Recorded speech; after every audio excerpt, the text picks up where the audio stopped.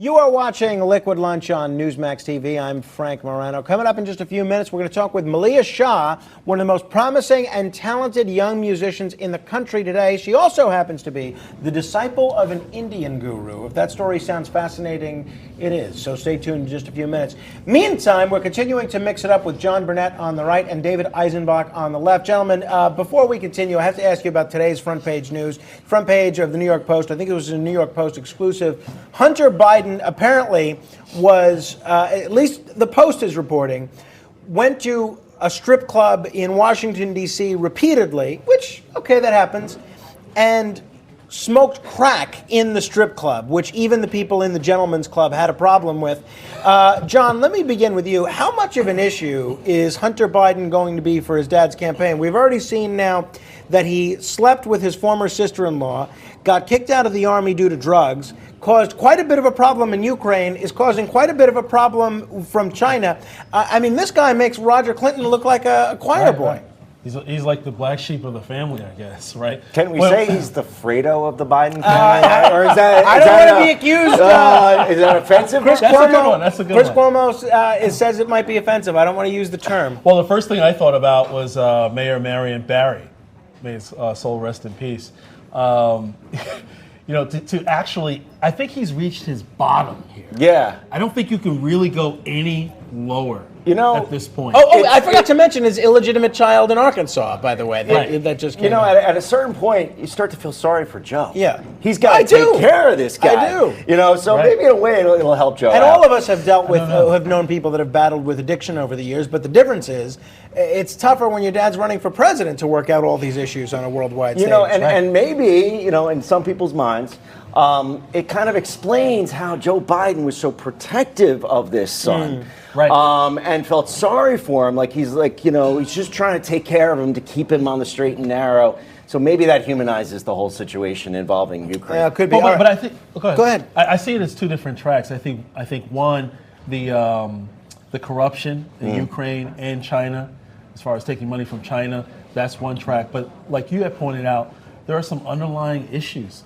personally going on with Hunter Biden that he didn't want out. It's not just the corruption elements. It's those two parallel tracks that is really getting Biden off track. Yeah. Because every moment that is an opportunity cost, every moment that he's thinking about his son, trying to be prepared for those questions and answers, he's not on point with respect to political issues. Well, so let's talk about Biden, because the Biden candidacy to me is the most fascinating thing in the world, because right now the guy is still leading in every single national poll. The guy is far and away ahead. This is a front runner, and yet people are talking about him as if his candidacy is just doomed. He's like Schrodinger's cat. Everyone agrees he's either the best candidate in the race or the worst. Right. Where does Biden stand? I mean, clearly there seems to be a vacuum for the business-oriented centrist Democrats. Otherwise, we wouldn't be seeing people like Mike Bloomberg and Deval Patrick get in.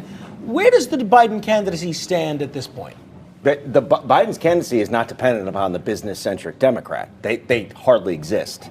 Biden's candidacy depends upon the African-American vote and the older, white, suburban woman vote. If he loses either one of those, he's toast. But he's holding both, and they're enough to win the nomination. But here's the situation, right? You're here every day, right? We're on every Wednesday. We stay abreast of the news. We know what's going on day to day. There's middle-class Americans, right, and working-class Americans, the demographics that you pointed out. You know what? They're not getting down in the weeds. Nope. They might see the bylines and whatnot, but they don't know the details, right? But will they know it before they go to vote in the primary? That is the key. And will any of this matter? See, the interesting thing is they know Joe. They know he says dumb things. They know he puts his foot in his mouth. They know he's got a problem with his son. Well, other than that, they like him. I think they're going to stick with him. Speaking of saying dumb things, I want to get both of you to give your take on this. The president's being blasted for some comments he made yesterday at the Centennial coin signing. You know, they had this coin commemorating the 100th anniversary of women's suffrage. And this is what the president said. He said, "I'm curious why this wasn't done a long time ago. I guess the answer to that is because now I'm president, we get things done."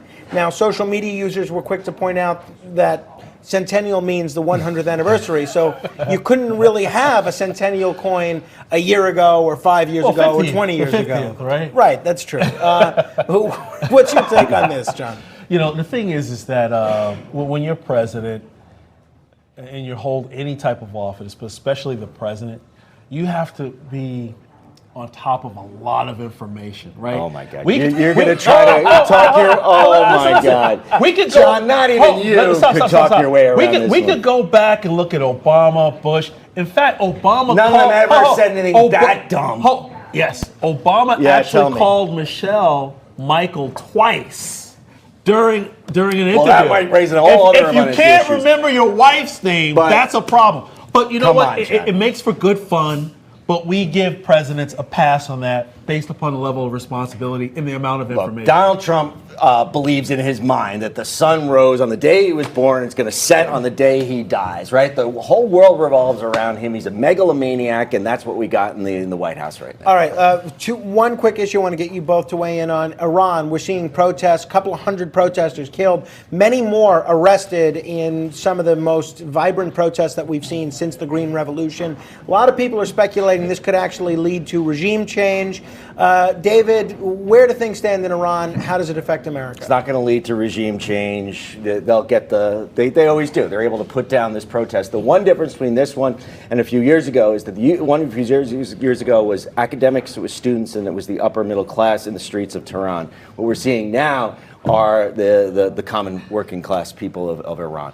The mullahs will still be able to put it down, though. John, real quick. Actually, I agree. Let's get the bell. Hey! Get the bell. Thanks for Thanksgiving. One last one. Happy Thanksgiving. We end on this harmonious note. And when we come back, if you're interested in music or making a career out of music or the music business or just art in general, you're going to want to listen to our interview with Malia Shah next. You're watching Liquid Lunch on Newsmax TV.